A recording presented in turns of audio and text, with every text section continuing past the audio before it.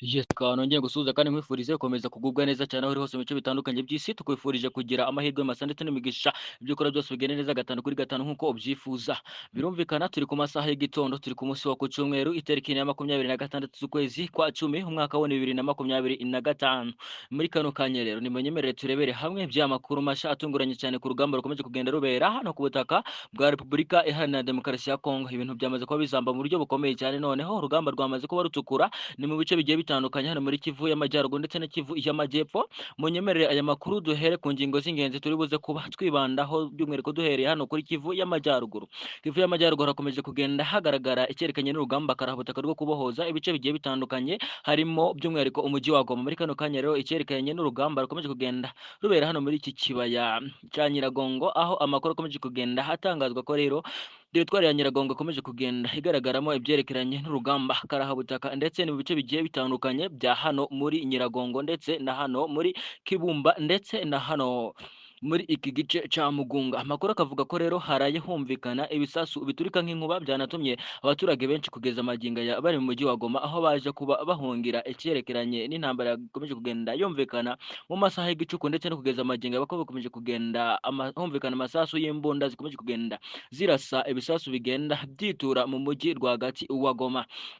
Ariko kandi ntabwo turaza kugaruka kuri ibi ngibi gusa. Ikibuga cy'indege cya Kavumu hari inzira zo kuba n'ubundi cyafungurwa mu masaha make ari imbere. Hano ku kibuga cy'indege cya Kavumu ntabwo ibintu byoroshye habe na gato. Ibitero bisha by'ingabo za FNB zifatanyije n'abacancuro b'abazungu mu mutwe wa Blackwater byatangijwe ahagana mu masaha ya saa 9 z'igicuku, nibwo bakomeje kugenda barasa ku barwanyi ba 23. Amakuru akavuga ko muri aya masaha akomeje kugenda hagaragara icyerekeranye noneho no kugenda barasisha imbunda nini cyane zikomeje kugenda ziroha ibisasu karahabutaka kuri iki kibuga cy'indege cya Kavumu. Amakuru akavuga ko rero mu masaha ari imbere ushobora kuba wakumva inkuru yerekeranye no kuba abarwanyi ba 23 bamaze kuba bava kuri iki kibuga, nubwo bakomeje kugenda bakubikirwa n'izi ngabo z'abazungu b'abacancuro.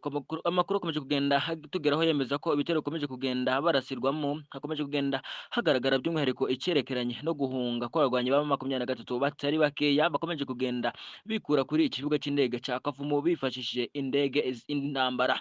Amakuru akomeje kugenda avuga ko kandi kugeza magingo aya uwitwa Sylvain Ekenge ni umuvugizi w'iki gihugu cya Congo FARDC, akomeje kugenda yandika mu binyamakuru ko yaje kuba atangaza amagambo akomeye cyane. Sylvain Ekenge yaje kuba atangaza kugeza magingo aya hano ku butaka bw'igihugu cya Congo ko bari guhangana n'inyeshyamba za 23 atari muri Kiliziya, dore ko ari ho bakubwira ko mugenzi wawe nagukubita urushi ku ruhande rw'itama rimwe uzahindure umuhereze n'urundi narwo abasha kuba yagukubitaho urundi rushi. Yatangaje ko rero kugeza magingo aya ibintu bimwe bimaze iminsi bishinjwa igisirikari bagiye babashinja ko rero bagiye bica byagera n'amasezerano bagiranye hariya mu gihugu cyabo ni muri Qatar. Amakuru akomeje kugenda avuga ko rero kugeza muri aya masaha Sylvain Ekenge icyerekeranye ngo n'ibitero bagiye bagaba ku barwanyi ba 23 by'indege za drone, ibi ngibi rwose ari ukwirwanaho ndetse no kuba batakemera kuba bakubitwa ndetse n'ubundi muri ubwo buryo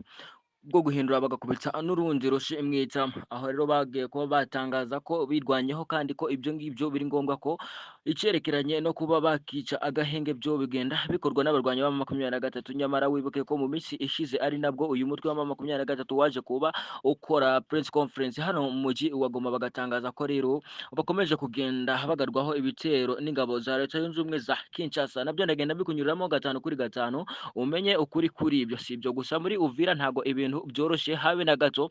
Urugamba rwabaye urugamba, abantu banje ibintu byakomeje kugenda bizamba mu buryo bukomeye cyane. Abarwanyi ba 23 bakomeje kugenda bishora muri uyu mujyi wa Uvira, ariko bakagenda bahaburira ubuzima batari bake. Ingabo z'igihugu cy'u Burundi zakoresheje ibanga rikomeye cyane ryaje kuba by'umwihariko rituma abarwanyi ba 23 benshi bakomeje kugenda bahaburira ubuzima muri uyu mujyi wa Uvira. Kandi si n'ibyo gusa, kuko nubwo hakomeje kugenda hagaragara noneho ibyerekeranye n'igitero karahabutaka gikomeje kugenda bihuriramo ubuzima bw'abatari bakeya ba 23 ndetse bakamburwa ni ibice bihara